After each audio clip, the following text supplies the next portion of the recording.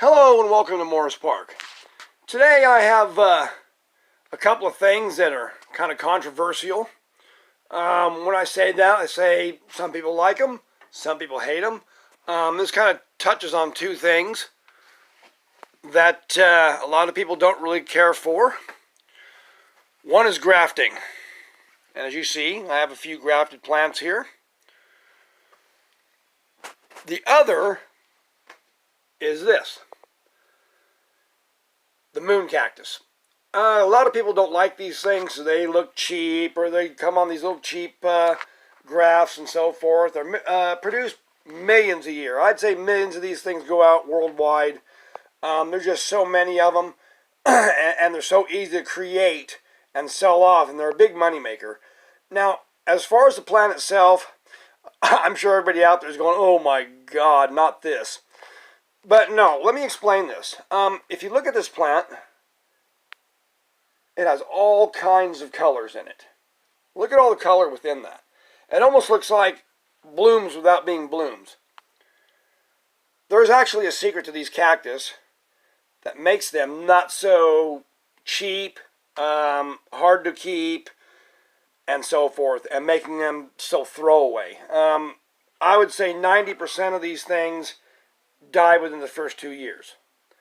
Reason for that is this. This is a Hylocereus, and as you see, it's doing its natural thing of growing up the tree here. I've got it growing up this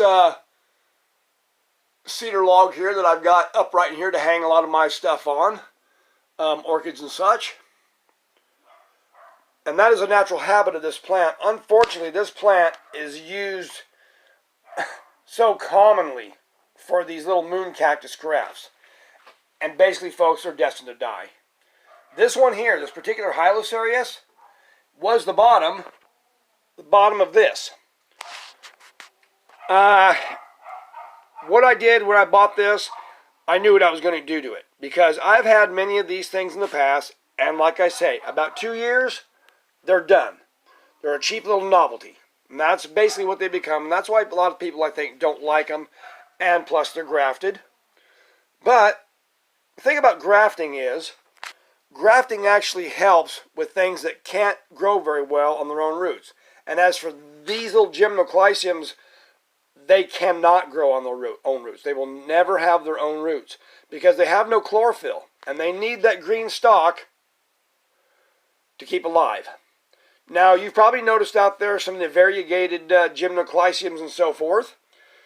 And if you notice, they have just a little bit of green to them. Or if they have a dark purple to them, usually there's green underneath that. And so they have some chlorophyll to be able to support them on their own roots. These do not. They do not have that. Also, grafting in cases like this eubomania. I would have never been able to keep this over 37 years had it not been for grafting. My greenhouse gets pretty cold, and it's actually froze a couple of times, and this plant has made it. And it would not have made it if it wasn't for grafting. These are very hard on their own roots, and so I don't ever try to keep these on their own roots. This is another one. This is a Parodia wormeri. Also, you may know it as Nodocactus eubomanius, but they've kind of changed the names on these over the years with a lot of these Nodocactus. I have never been able to keep one of these. I love the flowers. They're great big purple flowers, deep purple. I really love them. I've tried this plant many, many times on its own roots, only to lose the roots and lose the plant. I've not been able to keep this plant until now. Now, my favorite grafting stock is this Stenocereus prunosus. You'll see it's all pretty much the same kind of stalks. The Stenocereus seems to be very good stock, very strong, very tough, lasts for years. Now, I've had this grafted gymnoclycium on here probably about 5-6 years now. When I bought it, I took it home, immediately degrafted it, and regrafted it to the Stenocereus. This Stenocereus will allow this plant to probably last for another, decades. It'll last probably 30 years. Probably outlast me. But anyhow, these stalks are extra strong. When I graft something, this is what I like to use. So grafting does have its purpose. If you want to keep something that's very, very difficult on its own roots, this is it. Use Stenocereus prunosus. This has been the best grafting stock for me ever. Now I realize a lot of you are still looking at this top saying, that's just a bunch of cheap junk. But look at the colors in this thing. Love it. And you know, putting it on this better graft has made a very nice plant out of it. This thing has even bloomed profusely. A big old head of pink flowers on it is had up here. But now that it's grown so many offsets, there's probably 100 offsets on this thing, all over it, that the flowering has kind of stopped. And that's the case with a lot of these cacti like this. When they go to clustering up real heavy, there's just some that just quit blooming. But the color more than makes up for the blooms. This is a great little plant. So actually, if you're against grafting, the reasons for grafting is, one, help rare species that are hard to grow on their own roots, and it enables you to keep plants that you normally would not be able to keep, especially in a cooler greenhouse like mine. I've had my greenhouse drop down normally in the wintertime to around 40 degrees. And that's getting kind of on the red line there, but that's when it gets really cold, and it's below zero outside. But then there's been a couple of times, like the last time I had it freeze, my stove malfunctioned, the heat went out, and when I got out here, in the middle of the night, it was 20 degrees, and these made it. They actually made it. Now, I did keep them dry, too, but normally, the first thing to go on these things are the roots. They'll freeze, the roots will just rot right off them, they'll be gone. And now, I don't have to worry about those roots. Now, these Stenocereus, they're very easy to grow. And then you see on this one, it's putting off a branch right there now. And that'll be one of my next stalks. And if you look down here, you can see I've cut a couple off already, which is these two right here. These two stalks actually came from this one. So it's constantly got a supply of stalks. The other thing is, when you cut the top off these to graft, and one of these days I'll do a grafting video to show you how to do this. When you cut the tops off, you can take that top and reroot it, just like this one. This is the top of the cactus I cut when I grafted my Perodia werneri. And I've had this growing for about 2 summers now, so about a good full year. And as you see, this thing's starting to grow.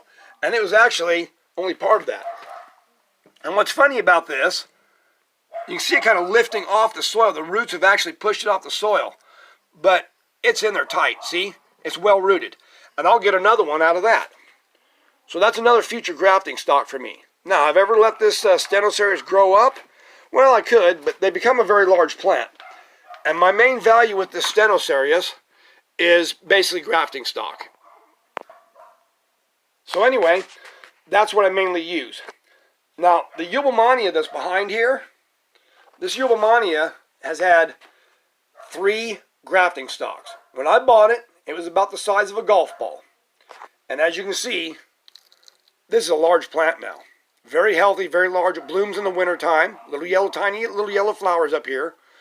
But this plant, it used up the first Myrtilo cactus stalk it had. It just got so big and the stalk just couldn't handle it anymore, and it just started falling over because it was just shriveling the stalk. The second stalk this one had was an Echinopsis. I had a large Echinopsis, and I said, well, I had a lot of them at the time, so I thought I would use that. It lasted a few years, maybe about 5 years, and then it started to do the same thing. It started to kind of shrivel and buckle. And so the plant started to kind of list to one side. It was falling over. So I decided to choose something, and I had this Stenocereus in my collection.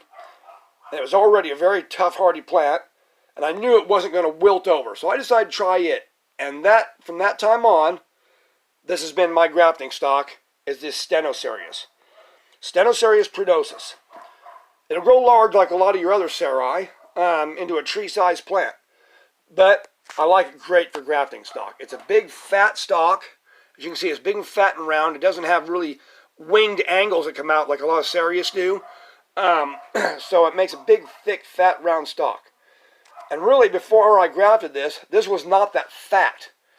This is actually fattened up like this over the last few years. And if you look at it, it's actually fatter than the mother stalk that it came from.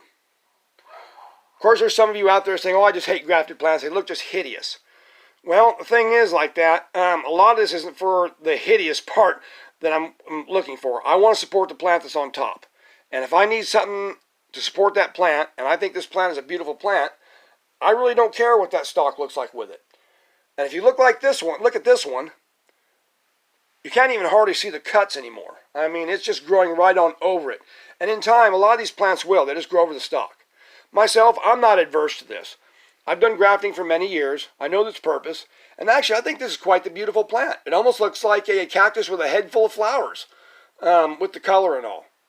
But anyhow, I just wanted to show you this plant and tell you not to be afraid of these things. You can actually keep these without having that dragon fruit stalk on it. They're so weak. You have a tropical cactus and a desert cactus together also, so you're kind of having a contradiction. I know over in places like Thailand and Singapore and everything, they make a lot of these dragon fruit stalks with these grafts, and they do very well with them. They also have a more humid atmosphere too, and they seem to take it better over there. I don't know the exact secret they have of it, but I've never been able to keep one of these on dragon fruit stalk, the Hylocereus. So I go with this, Stenocereus prenosus. Remember this one, folks. Anyway, I just kind of wanted to explain myself here on these grafts and tell you basically how to keep one of these. If you ever get one of these, search out a Stenocereus if you can. Take this home, cut it off that Hylocereus, and regraft. Anyhow, I just wanted to show you this. I'm Clyde Morris from Morris Park. I hope you'd enjoyed this beautiful plant. I think it's great. It may not be a rarity.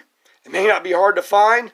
But really, they are pretty tough to grow, even though they sell millions of them, unless you do this. Anyway, everybody, have a good evening. This is Clyde Morris. Take care, and I hope you learned something from this and are able to keep your moon cactus. Take care.